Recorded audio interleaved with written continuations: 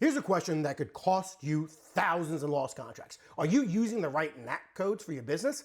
If you're scratching your head right now, you're not alone. Most small business owners either pick the wrong codes or they don't understand how crucial they are to winning government contracts. Today, I'm going to break down everything you need to know about NAICS codes in plain English so you can stop missing out on opportunities that are perfect for your business.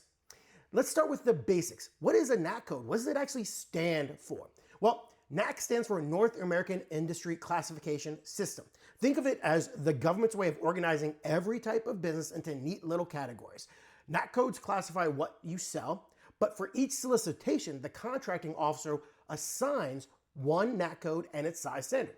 That is what determines what qualifies you for that bid or not, and what qualifies you, by the way, if you are a small business or not for that bid. Now, here's where most people mess up. They think they need to pick just one code that perfectly describes their entire business. Wrong. You actually have multiple NAICS codes and you should use them strategically. Let me give you an example.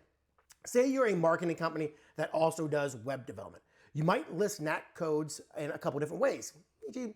541613. That's the Marketing Consulting Services Code. Or 541511, Custom Computer Programming Services. This opens doors to more contract opportunities when you list them together.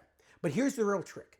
Your primary NAICS code doesn't lock in your size status. I want to say that again. Your primary NAICS code doesn't lock in your size status. For every federal opportunity, the contracting officer assigns a NAICS code so that the specific solicitation and that solicitation's NAICS is what sets the size standard for that bid.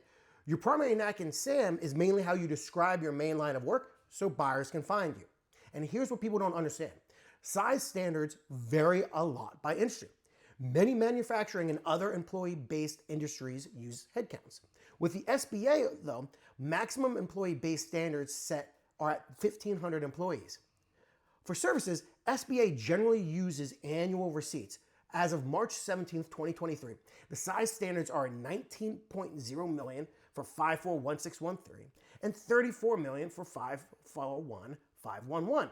If a solicitation is assigned NAICS 541511, you're small if you and your affiliates' 5-year average annual receipts are within that $34 million standard, regardless of your primary NAICS code in SAM. SAM lets you list multiple NAICS codes without pre-approval. Agencies judge your capability in the proposal for each solicitation. And some SBA programs, think like 8A, may require documentation about your primary industry. So don't get creative and add codes for work you've never done, thinking it's going to give you more opportunities. It's going to cause more problems. The selection process itself is going to be pretty straightforward. Go to the official NAICS website, search by keyword or browser by sector, and find the codes that best match what you actually do. But let me give you a little pro tip. Look at what your competitors are using. Simple kind of retargeting. Check out their SAM registrations or look at past contract awards to see which codes are winning the work you want. So here's what you need to remember. Start writing this down.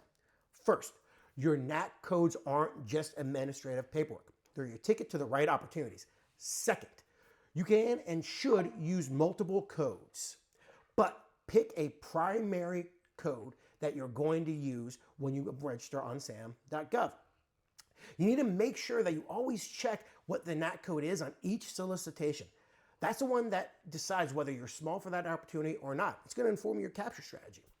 Third, only claim codes for work that you actually prove that you can do and have done. And finally, research what's working for others in your space before you make your final appearance.